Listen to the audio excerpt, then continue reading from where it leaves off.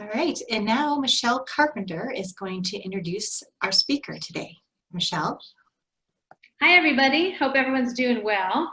It is my pleasure to introduce my colleague and friend, Allison Billings, for whom I have so much respect. So a little bit of information on her. As you know, she is the Executive Director of Impact on Education. She has nearly 20 years of experience leading nonprofits that improve communities.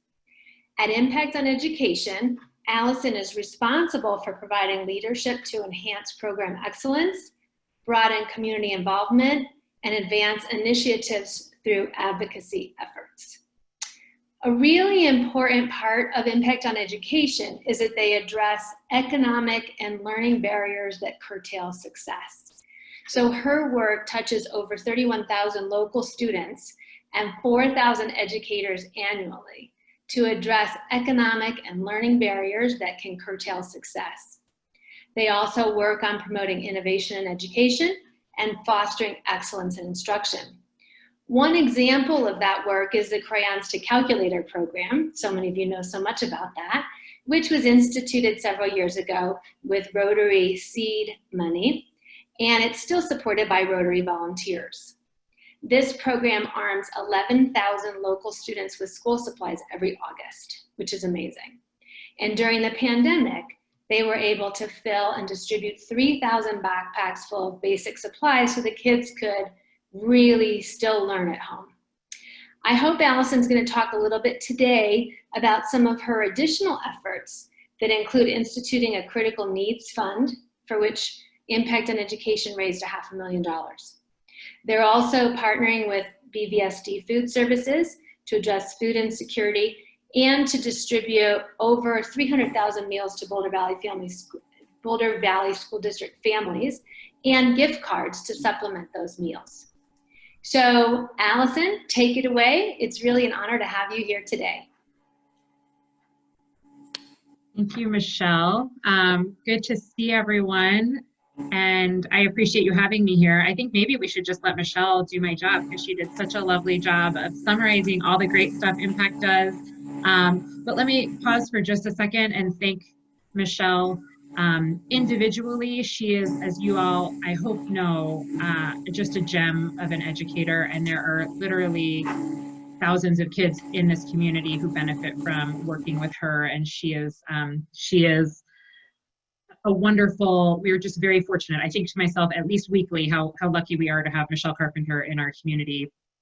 And what's amazing is that there are incredible educators like Michelle throughout Boulder Valley schools. I just feel really lucky to work in a community and send my kids to school in a community with such talent and passion for education. It's also wonderful to see so many familiar faces. So thank you guys for taking time out of your day to be here. And thanks for all that the Rotary does, truly. As was mentioned, Rotary's been a supporter of our Crayons to Calculators program. It really was birthed out of this very group of people.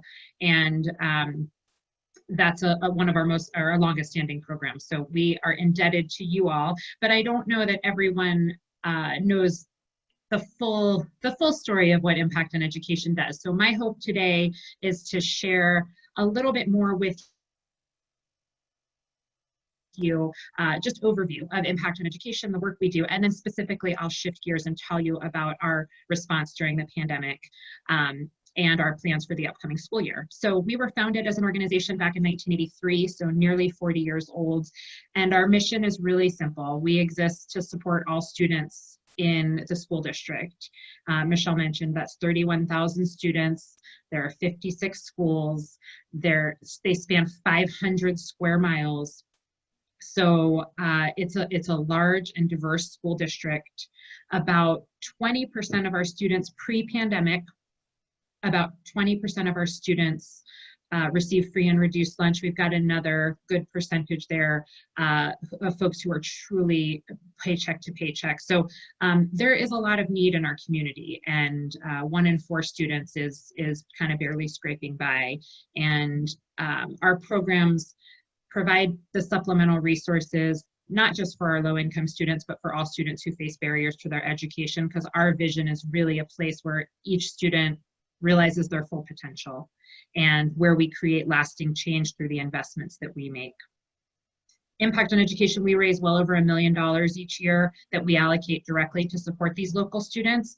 And our work really focuses on two key areas. One is offering opportunities and helping our students overcome barriers to their success. And the second is about bringing innovation and best practices forward so that the students in our community get the very best education possible.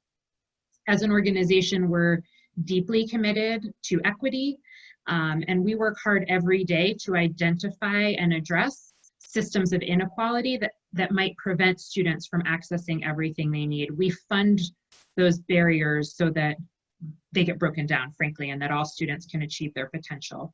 So when school doors closed in March, the need for our support grew in ways we never could have expected. I know for all of us, this pandemic, unexpected is an understatement. I'm sure nobody really could have predicted that the August meeting of Rotary would be over Zoom after we've all been home for months and months. While we typically focus our support on academic needs, we really had to pivot, frankly, in this crisis. And so we've been able to focus primarily on academic needs because we're in a community with some incredible partners. So we have partners and we work closely with them. So for some of those human service needs, we can rely on EFA and Sister Carmen and Community Food Share to meet those needs. And we can really focus on making sure that these students, our low-income students and all students who face obstacles, can get what they need in school. We see education as really the ticket out of the cycle of poverty for students. And so we want to make sure that every kid can take advanced classes, can access tutoring, can participate in clubs and activities. And that's the type of stuff that we fund in typical times: academic supports, supplemental instruction, club and activity fees, make sure all kids can join field trips, have internships, participate in athletics, academics, the arts, music, regardless of their family's ability to pay. However, COVID brought a whole new system to bear. And when schools closed, like I said, we really needed to pivot from the work we do every day around grants and scholarships and programmatic work to truly how we help students when school doors are closed to them. So what I'd love to do, we recently put a video together. So if you guys would indulge me for about 6 minutes. First, you're gonna have to indulge me for like 20 seconds while I figure out how to share my screen and hope that the audio works. And then I'd love you to see a little bit of what our COVID response looks like. And then I'll share a little bit more with you about what we've got planned for the upcoming year. So bear with me.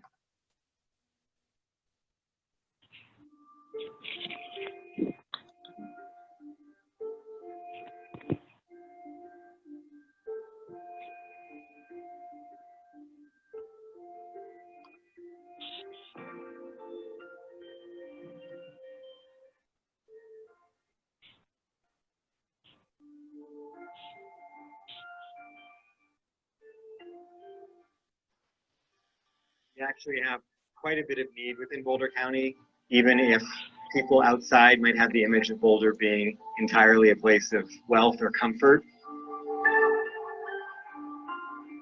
Close to a quarter of our families, I would say, are socioeconomically working class or living in poverty. There's been a high level of need always, and I think that was really exacerbated when the COVID crisis struck.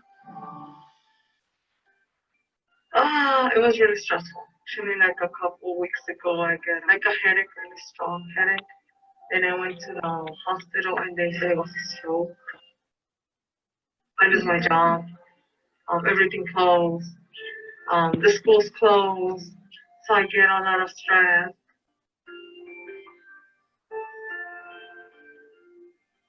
So yeah, people were scared. They didn't know what was coming. A lot of the people in our school lost their jobs right away. Impact on Education came in saying, how can we help? And the district decided that the first thing to do was for sure to keep the food security going. I think this was one of those act first, think later situations because there was no time to waste and we had to move really fast. What do our families need beyond learning needs? For me and a few close colleagues, it shifted from its traditional focus to one about survival. And we're really fortunate to be in a community with a lot of people who care.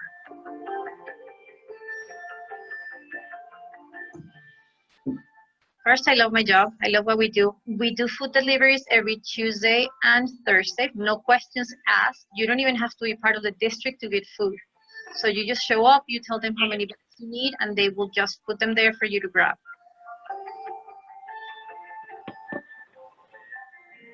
That's huge for the families because families sometimes don't want to tell you why they need the food. Some week they do, some week they don't. So we don't ask.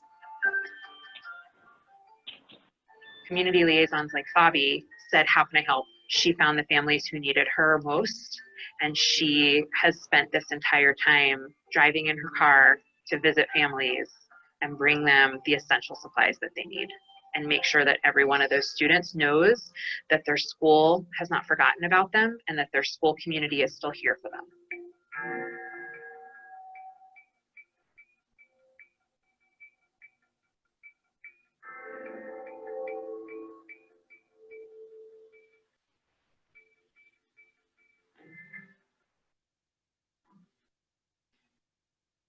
Hola, Beth, ¿cómo estás? Fue algo muy difícil porque pues no lo esperábamos. Luego en ese momento yo me acabo de dar cuenta que estaba embarazada casi hacia 2 meses y luego tener 5 niños para mí fue bien difícil.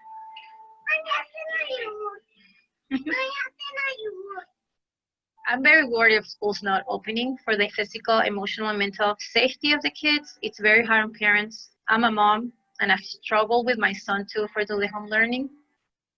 Fue difícil porque yo no sabía ni qué enseñarle porque mi idioma es español. Entonces no sabía ni qué hacer con él. Pero sí aprendió.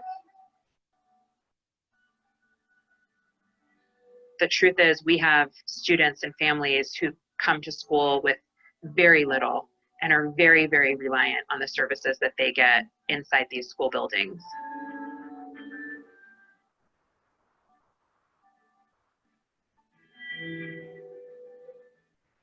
I'm really proud to live in a community where people care enough to donate their time and their talent and bring resources to the table and just say, how can I help? Impact on Education for years has played this crucial role as an equity champion. They partnered with us in another way, buying several $1,000s worth of books that we then distributed. So to be able to partner with Impact on Education and have their funds immediately translate to things like food and books for students to keep them engaged is essential. And without Impact on Education, I don't know where we'd be.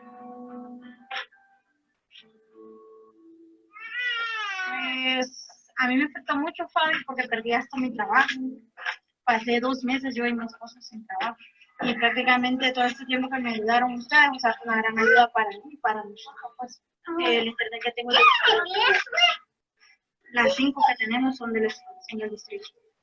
No es lo mismo que vayan a la escuela, porque les hacen más a los maestros que a nosotros los padres.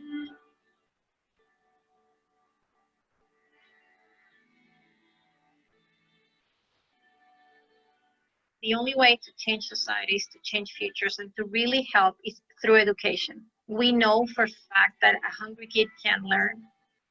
So if we keep going the food and we help the families, that takes off a little burden of the pandemic and everything that's going on that is so impactful to the families.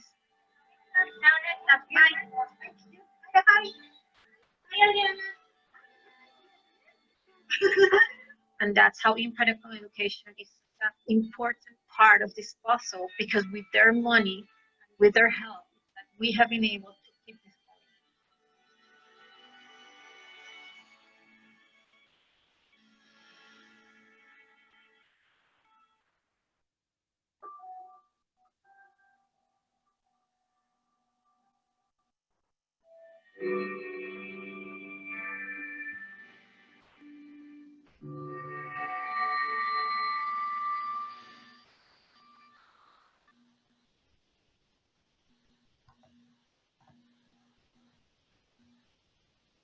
Okay.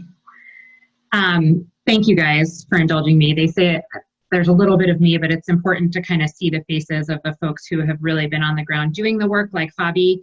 She is one of the community liaisons, and we're really, really fortunate in Boulder Valley to have community liaisons at most of our schools. They stepped in and were kind of our version of a frontline worker, because when kids didn't log in, or when kids were experiencing challenges, the families trust these community liaisons and can reach out to them. And the community liaisons are often connecting them to services. And in this case, they became our frontline responders. They were bringing the families what they needed. If they couldn't come to our food distributions, they were bringing the food to them. They couldn't come to pick up school supplies, they were bringing them to them. And they were in touch with the families via text and phone, and making sure that all of our kids were okay.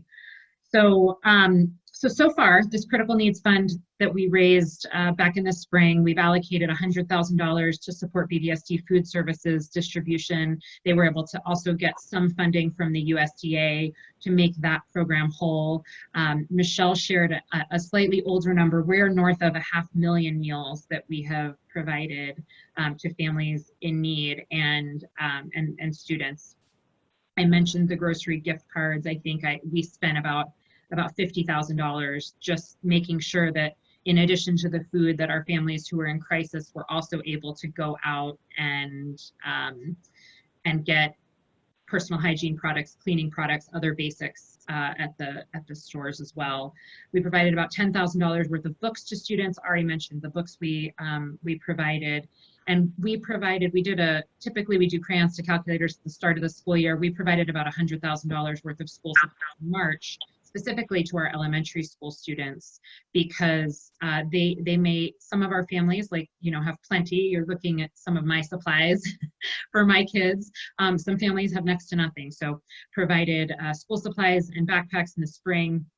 We just wrapped up the distribution of about 6,000 backpacks this week through our Crayons to Calculators program. We actually, for the first time, and after ordering more than we ever have before, we did run out. So we have a few hundred additional that are on the way to make sure that every student's ready to learn. And we dedicated about $200,000 to a very robust catch-up plan to make sure that this gap in in-person learning essentially just doesn't become a lifelong deficit. That's really, I think, my concern, and probably many of your concerns. We know that BBSD has one of the widest achievement gaps in the state, and one of the widest actually in the country.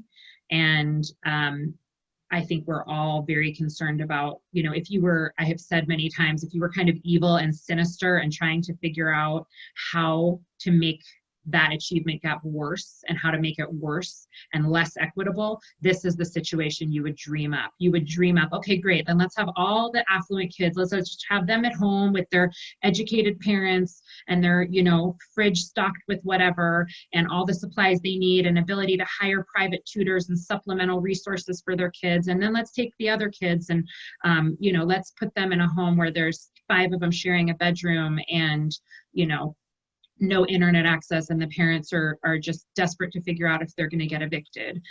So we can't change that situation, but we can do everything we can to make it work for kids. And so we're really committed, as this new school year unfolds, to do a couple of really key things. So one, obviously this food security issue, we know, and Fabi says it well, hungry kids can't learn. So food has never been part of our mission before, but we will continue to support BBSD food services. We've been in communication with our partners, Community Food Share and EFA, and there are other existing food pantries and food banks, because I would love to not have to pay for that. But the truth is, the overwhelming nature of providing 2 meals a day, 5 days a week for over 6,500 kids is more than our partners could do on their own. So they needed the school district, and the school district needed our support in order to stand up a program that would provide food resources to families. And some districts, just so you know, one more reason to be proud to be in this community, some districts are using that very literally and providing a prepackaged peanut butter and jelly sandwich to the kids. in Boulder, and our incredible food services team is using those dollars and stretching them as far as possible on healthy, local, oftentimes organic food, so that we're actually providing groceries. You saw in the video, it was a couple of, jug of milk, and so that it can actually feed more than just one kid a crummy peanut butter and jelly sandwich, but we're actually providing fresh produce. There was a point, Chef Ann was purchasing about 2 tons of produce from local farmers, which was huge at a time when restaurants were shut down early in the pandemic and they had no one to buy their food. So there are a lot of fantastic stories. We're obviously going to be committed to making sure that our kids have enough to eat. We're also making sure that every single student has a computer and has home internet access. And so that's a big chunk of our effort this year, is to pay for the internet access if families need it, to make sure that every single kid can get online and work from home. We're also making sure, of course, that they have the school supplies they need, and the academic supports and encouragement that they need to stay in school. Michelle and I have talked a little bit about this. Adelante started as a dropout prevention program, and we're fortunate to have a really low dropout rate at this point in our schools. I worry very much about how a crisis like this will impact the dropout rate, not just for our high school kids, but just disengagement from learning from kids of all ages. So we have a fantastic team we're working with to make sure that students feel supported, even though they're not going to be in school buildings. And we're doing everything we can. And that's why I don't have a partner here. Ordinarily, I would have brought you someone from BBSD to join me. They are working around the clock still to try and make this at-home learning work as well as it can, but also to do whatever we can to get these kids back into school buildings as quickly as we possibly can. There are a number of programs that I didn't even have a chance to touch on today. We typically and continually offer grants to teachers. We host an annual award ceremony where we can honor teachers like Michelle and incredible peers from every school every year. I mentioned bringing innovation into the classrooms, and that's something that we do, we're really proud of. We recently brought computer science curriculum district-wide, some maker kits. We do a ton of work around career readiness, career preparedness, career and technical education. We're actually launching a program for middle schoolers this year where they can explore some STEM-based careers that they might not otherwise learn about. So there's tons of stuff on our website. So I would just encourage you to go there. I'm happy, obviously, to answer questions. I assume it's mostly around kind of the right now, but I wanted to make sure you understood the breadth of what we do, but it's really always in this vein of doing what's best for the students in our community. And I'm really thankful to have this job. I'm really proud to have this job. I do feel really proud of our community and the way that we've stepped up and responded. And I feel like on a personal level, it kind of helped me keep a sunnier outlook, because my day is spent talking to generous donors who care and want to help. And it helps me feel like we're going to be okay and we're going to get through this, because as long as there are people who care and are committed, then I think we can do incredible things for all kinds of kids, regardless of what obstacles they face. So I encourage you to check out our website. It's impactoneducation.org. And just sign up for our newsletter so you can stay in touch and hear what we're up to.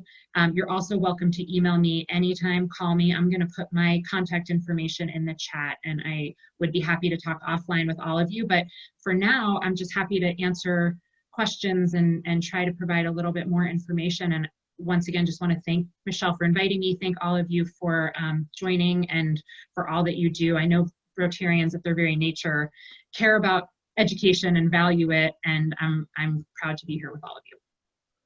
Great, thank you very much, Allison. I'm watching some of the questions come in, and so many of them are focused on the present, the hard work that you're doing right now, food and backpacks and computers and internet and books, etc. I was just curious if you could kind of tell us, a little bit about like 40 years ago. You said 1983, and what was the catalyst? Well, how did it start so that it is now blossomed into what it is today? Well, 1983, I was, I think, in 3rd or 4th grade. So I wasn't here to tell you. But I think actually there are school foundations for many school districts around Colorado and around the country. And frankly, I think we all have this somewhat similar mission around supplementing what the school district is able to do. I think in Colorado, the 80s were different. If you look at a map of how public schools were funded, the state of Colorado, we were really kind of middle of the pack in 1983 in terms of per pupil funding. And as you guys have probably heard, that has fallen off a cliff. So the state of Colorado is now, depending on how you rank, somewhere around 48th or 49th in the country in terms of per pupil funding. So things that we used to have, like full-time nurses in a school or full-time counselors in a school or para-educators for every elementary classroom or smaller class sizes. I mean, we've just had to adapt.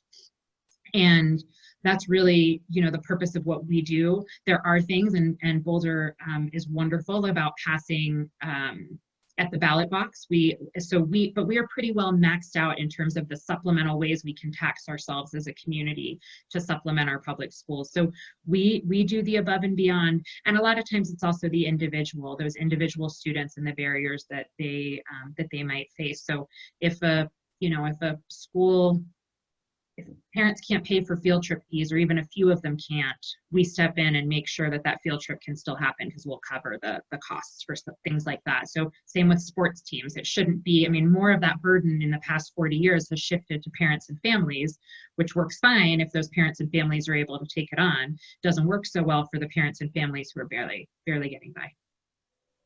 Okay. Well, thank you very much. Well, we have past President Bill Meyer has a question. Bill. Allison, thank you for speaking to us today. I'm curious about the cooperation you mentioned. You touched on it, but I'm curious if you could talk a little bit more about the cooperation between Impact on Education and some of the other nonprofits like EFA, Food Share, Boulder Community Foundation, those sorts of things. Thank you. Excellent question. It takes a village is the real answer. And actually, since I've been here, so I've been at Impact for about 2.5 years, I think we were frankly spread across a lot of different spaces, and we've really focused our work pre-pandemic and post-pandemic, we'll get back there. We've really focused our work on that academic support. So we would occasionally in the past fund things like if a kid showed up to basketball tryouts at a middle school and they had shoes with holes in the bottom, the school would say, wow, Impact, we really need to buy this kid a new pair of shoes. And we would. I've shifted our focus because of partners like EFA and some of the other partners that you mentioned, Bill.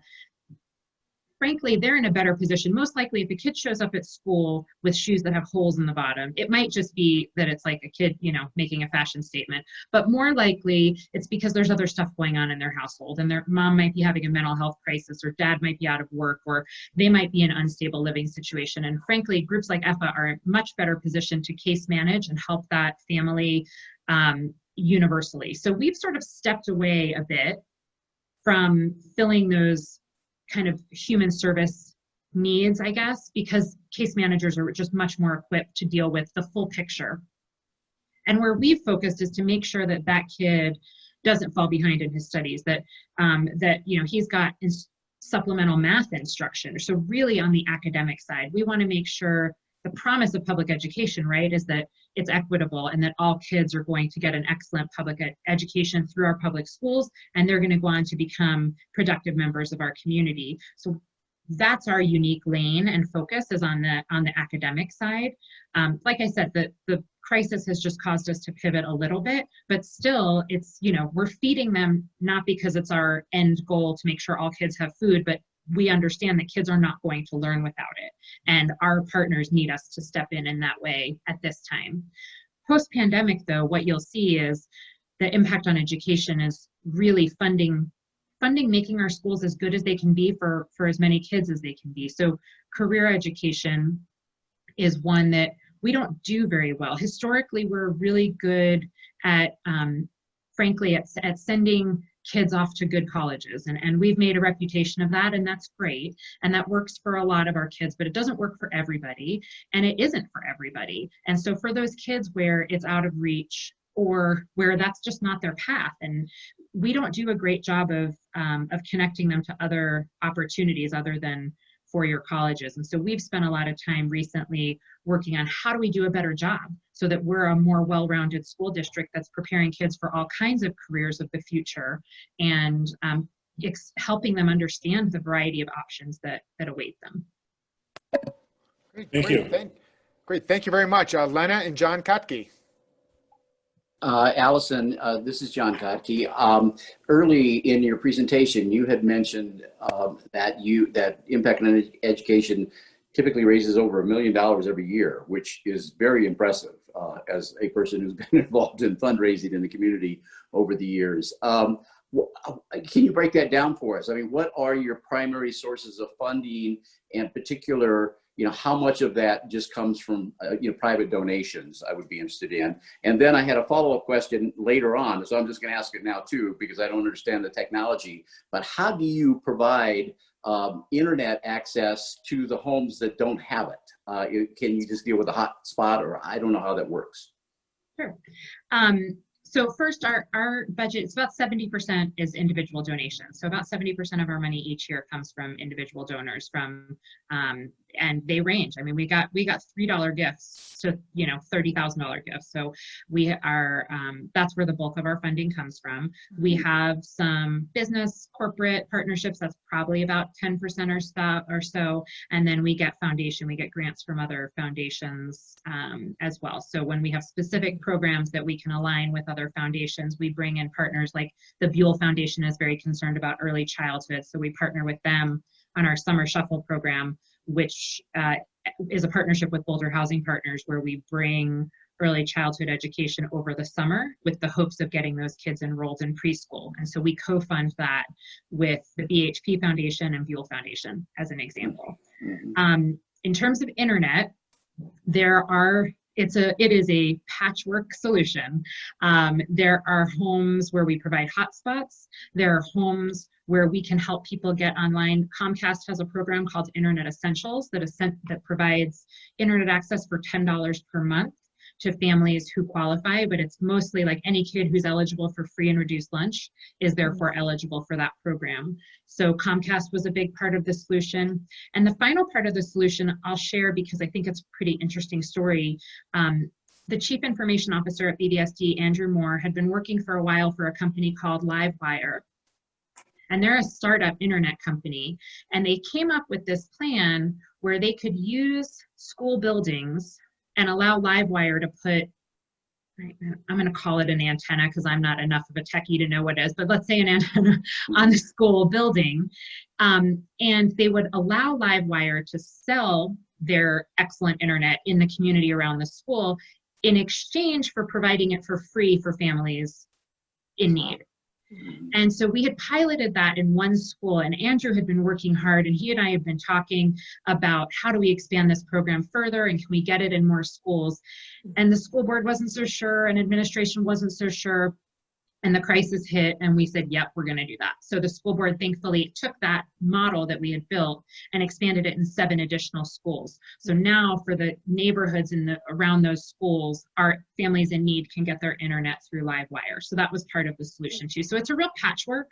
And I will say, I'm incredibly proud, because for all that we've talked about the digital divide for years, the cynical part of me wonders why we just couldn't have done it sooner. But the hopeful part of me realizes it took a crisis. We got every kid online in some way or another this spring, and we will have every kid online this upcoming school year.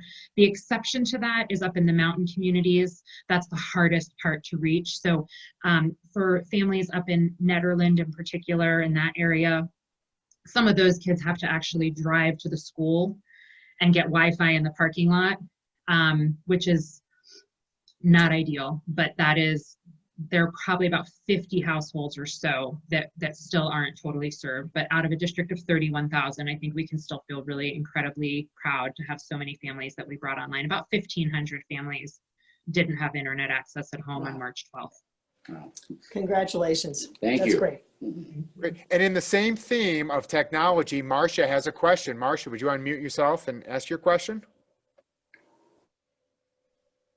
Yeah, it was also about the internet, but it seems like it would be very volunteer intensive. Do you go into the homes to teach the kids internet, or how to use the computers, or are they learning that in school and they transfer it?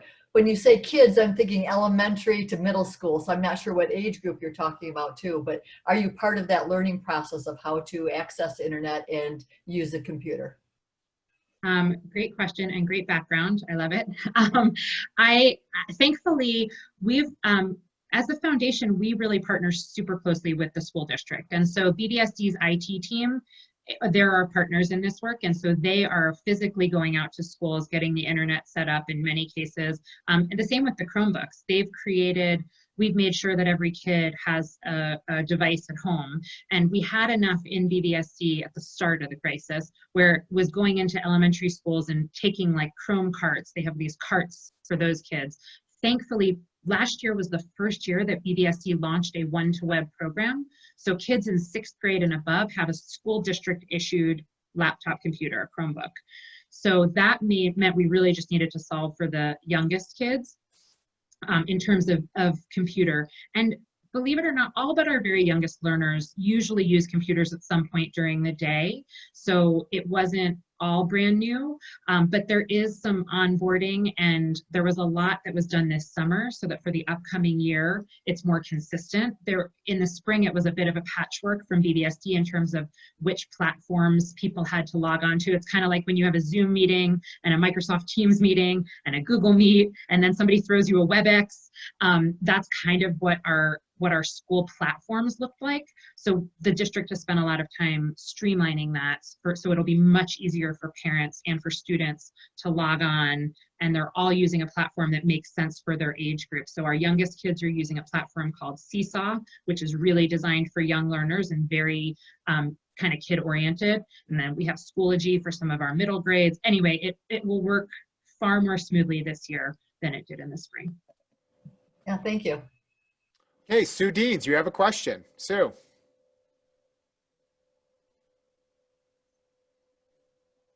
Hi. I felt bad about not stuffing backpacks this year, and I was wondering what other kinds of volunteer opportunities there are for helping out this year with the crisis. I love your question. Thank you, Sue, and thanks for stuffing backpacks. I know a lot of you have, and I missed it. My kids were really disappointed that they didn't get to do it either. Primarily our focus was financial donations, but we are starting, because there's a lot of COVID, as you can imagine, the protocols around how we distribute food. I mean, you've got to take a whole safety video and wear gloves and a mask and be trained before we let anyone touch food that's going to go in somebody's house. And the same even with these school supplies. This year we ordered pre-packaged shrink-wrapped kits. So nobody is touching the stuff inside that kit except the kid who opens it and, when it was packed back in the warehouse a few weeks ago. So we're being really mindful of those protocols. But we are starting to figure out ways that we can plug volunteers into our work. Right now, we are looking for people to write thank you notes to our teachers.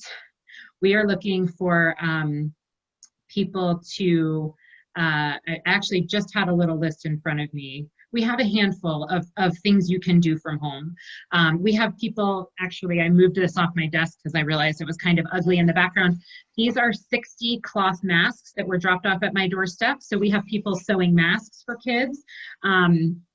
We have a variety of ways that people can get involved. So the best thing to do is we have a new volunteer sign up on our website. So if you sign up there, when we have opportunities, we'll reach out to you. If it's something that is in your wheelhouse, we would love to have you help us. That's going to be the best way to just stay on top of those things. Thank you for asking. Great. We have a couple of food questions coming up. NCW, would you mind going ahead? Hi, Allison. Okay, my question was, with schools starting to open up, are you going to still continue to have food pickup stations and also dropping off at families who perhaps maybe some of the children can't go to school directly? Are you going to continue that program? Thank you for asking. I have known Nancy for a while. I did not know that she had an NCW. I think that's Awesome. I love it. I was wondering who I was going to see. Anyway, so food distribution. The USDA has changed the way they're doing it. I think in the video, Fabi said something like, you don't need documentation. It was essentially what we had. We had 7 drive-through locations. We had them through the spring and through the summer. Anyone, if you were in need, you could go to one of these schools on a Tuesday or a Thursday, drive up, and food was put in the back of your car. We had about 500 families who said, we're in trouble, we need food, but we can't get to those sites at those times. So that's where we had folks like Fabi delivering the food to them. Mm-hmm. For this upcoming school year, we are opening childcare, and by we, I mean BBSD is opening up childcare at about half of our elementary schools. So there are opportunities for people who are working and need childcare for their children and rely on school to be childcare. They can take their kids, and for kids who receive free and reduced lunch, and for our kids living in poverty, that will be provided far discounted rate. And even for those who don't, obviously you don't typically pay. It's more expensive than the school aftercare programs, but there are safe places for your kids to go. And we will be serving food there. Okay. However, because there are still lots of students who are going to be home while still in need, we are going to have the food. We're going to continue the food distribution this year. The challenge, though, is that we do now need to track who we're giving the food to, because we'll only be reimbursed. The USDA is going to be much tighter about who we reimburse the food for. However, they've also made some adjustments to the SNAP program, so the electronic benefit transfer cards. Anyway, there's a new benefit for students because they realize that if kids are not in school, families need to spend more on groceries. So that's been boosted up. So I think we will continue to have the food delivery this year and the food distribution, but it's probably going to be a little smaller scale than what we've had to do the last 5 months, because we will have more of those kids in school buildings. Great, thank you very much. And now you know that you can call Nancy NCW. Well, I kind of forgot that her first name was Nancy, so she's NCW to us. So along the same lines of food, we have Bob Stunkel. Bob, would you go ahead and ask your question?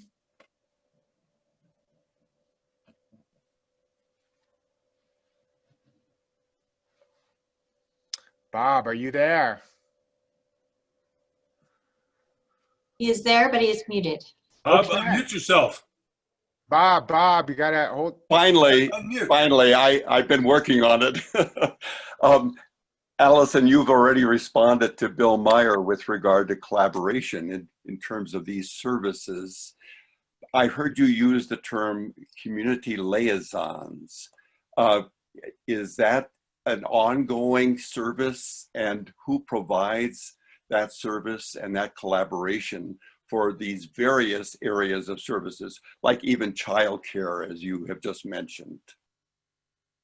So great question. Community liaisons are BBSD employees. We did subsidize, they're typically 9-month employees, so they don't work in the summers. And because we had these ongoing needs this summer, we did step in and pay those who wanted to continue working this summer to be available. And we had about 40 or so liaisons who continued working through the summer that ordinarily wouldn't be. But during the school year, they're a funded position through BBSD, so they're BBSD staff, which is fantastic because they act as brokers and essentially make sure. So what they'll do is they're very well versed in the variety of partners in Boulder County, and depending on where they are and what the problem is, they're often the ones who will say, well, have you been to Sister Carmen? You know, have you talked to EFA? Let's get you there, let me get you connected. So they'll connect those families to services, and that's really what they're paid to do, is to figure out what the kids need. And then sometimes it's also advocating within the school where, especially culturally, it doesn't always feel comfortable for a parent to tell a teacher, you know, my kid's struggling or my kid's not getting their needs met. And so the liaisons often fill that role as well, or there's sometimes language barriers or cultural barriers that prevent them from feeling comfortable, you know, marching into the principal's office. And so the liaisons do a lot of that kind of work too. Like, well, listen, if your kid can't do his work, let's figure out and let's have a conversation. And so they'll do that work within the building, but also outside the building. Very good, thank you. Michael, I'm wondering if Allison knows something of the connection of our Boulder Rotary Foundation with crayons and calculators, and whether Michael Weatherwax might be one to provide a little bit more information. Michael Weatherwax, would you like to talk a little bit about that? Or Michelle, who was a part of the crayons to calculators 10 years ago when we started that? Well, I know, and Allison, maybe you could talk a little bit about it. I mean, it was you know, really Francie Anhut was, I think, the key leader there, and significant funding at the beginning. And of course, every year, Larry Johnson and George Browning are the chairs. But here, Allison, let me be quiet and let you talk a little bit about the cooperation between our two organizations. Yeah, well, I know crayons to calculators would not exist without you. And my understanding is there were a ton of competing school drives out there. Schools were doing their own drives, and you know, EFA had a school drive, and I Have a Dream had a school, and everybody had their own supply drive. And it was really Rotary that brought all of these partners to the table and said, let's maybe have one. And that's essentially what we've been able to do, which is really unique in our county. And I may not have mentioned, but we do, Western Disposal is our title sponsor. They have been for a long time, really committed to the program. We fundraise and bring on other sponsors and individual donors from across the county. So this is a program that serves both BVSD and St. Vrain Valley School District. And essentially, because we do it through the schools, every kid in need gets their school supply needs met in this county with one program. And that is very much thanks to the Rotary's vision, I think, of saying, you know, that doesn't make sense to walk into a business and see 6 baskets lined up with people trying to collect school supplies. So now it's much more streamlined. Great, thank you, Allison. And we've just got a couple more questions as we're coming to the end of our time. As you can tell, this is a very friendly crowd. We love, you know, your organization and have a long history with it. And hopefully you haven't felt under the lights, the hot lights, with these questions. So, Bill Anderson, would you mind unmuting yourself and ask your question? Yes. Allison, thank you so much for coming to speak to us today. It's incredible work that the organization is doing. It really is awesome to hear about all of this. You know, one question I had was, given all of the sort of systemic challenges that you face in some parts of our community, I'm wondering what at this moment is the thing that is most keeping you up at night? That's a great question, Bill. And to answer you, Michael, I don't feel under the fire.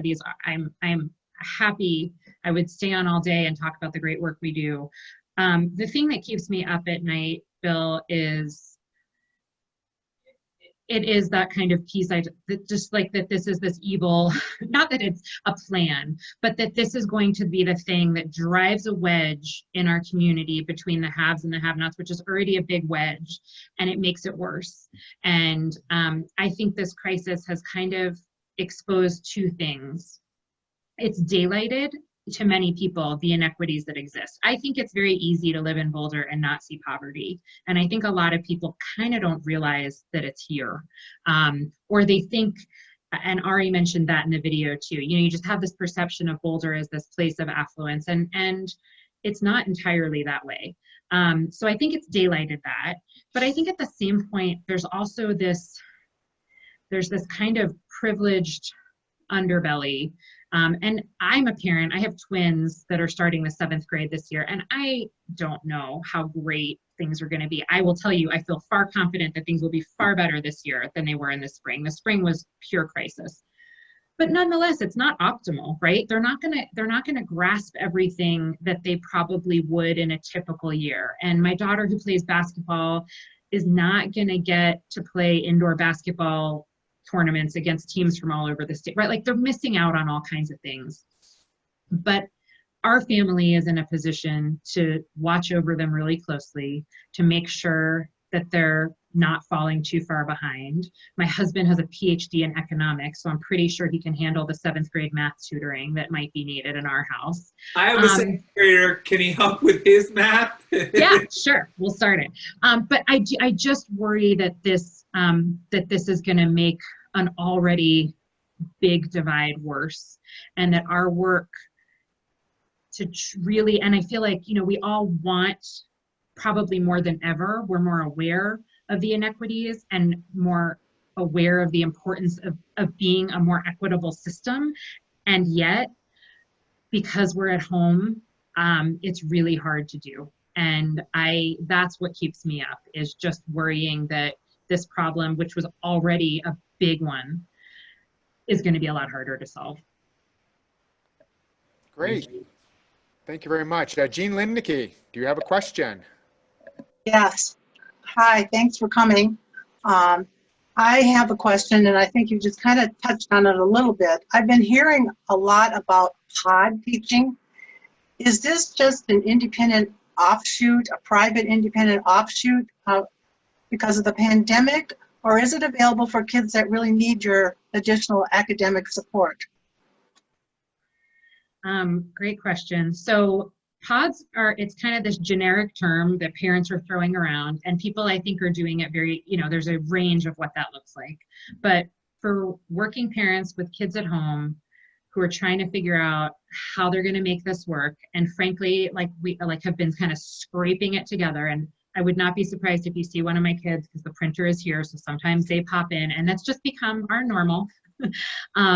But so people are gathering up, right? And depending on how it works, sometimes each household is taking a day of the week, and they're just having parents kind of care for other kids. Some parents are getting together and hiring private teachers to say, you know, none of us can really deal with this, so we're going to have 4 kids and a private teacher that we all pay come and work with our kids. There are a handful. And so they're happening. I will say that I know some of our Latino parents are potting in terms of like, I'll take Mondays, you take Tuesdays, or like my mom, you know, the grandma can watch these 4 kids. So potting is happening across the spectrum because parents have had to figure out how to make it work. But what it looks like to have, you know, a grandma watching 7 kids who may not speak English, as opposed to what it looks like to have 4 students with a, you know, retired teacher who's fully credentialed helping them, is obviously vastly different. So there are some, Thorne has done a really cool job. They've got about 35 spots, and they've reserved 75% of them for kids in need. And the other parents are paying, I think, around $1,500 a month. So they're trying to find some kind of high quality educational pods for the kids. But the school district's hope is really that these kids will be tasked. They obviously have to be supervised, right? You're not gonna leave, like I could leave my 12-year-olds on their own for a little while. You can't leave a 6-year-old on their own. And we don't really want, you know, a 12-year-old to be trying to watch the 5-year-old when the 12-year-old really needs to be doing her work. So there are efforts in BDSD to make sure that the kids who need care are coming into school buildings and getting childcare that way in a safe, socially distanced, masked, credentialed, licensed way, as opposed to going to the basement of someone in your neighborhood that we don't know a whole lot about. But parents are scrapping it together, and there's a lot of kids and there's a lot of need. So I think it's really ranging in a big way, Jean. Thank you, Allison. Great. Thank you very much. Cassidy Murphy. Hi, Allison. I just wanted to take a moment and say thank you so much for the kind of deeper dive into impact on education and what you're doing for the community and for the kids in the school system. We hear about impact on education every year through crayons to calculators and our support of that, but it is a real honor to hear all of the real work that is being done. Boulder Rotary donates vaccinations for polio to each of our speakers, and in your name we're going to go ahead and donate 100 vaccinations to the Polio Plus Foundation, and we could not be more pleased that you came and took time to speak to us today. Thank you. Thank you. Well, I hope that's fantastic, and I'm grateful and honored, and I'm glad to be with all of you. This is an incredible group. You guys, as a Rotary, I've been a guest a couple times. You do incredible work. I'm so impressed, and I'm just honored to be here. So thank you for giving me the floor and giving me the opportunity to share more about what we've been up to, and thanks for being just caring, supportive community members, because that, like I said, is what gets me through and makes me think we're going to be okay in the end. So you are always welcome. Thanks for being here. Thank you so much, Allison. That was wonderful. And you held a wonderful fundraiser, by the way. That was really fun to attend, and I really enjoyed it. And thank you for all the work you do for the kids in our community. It's incredible. Thank you, Sally.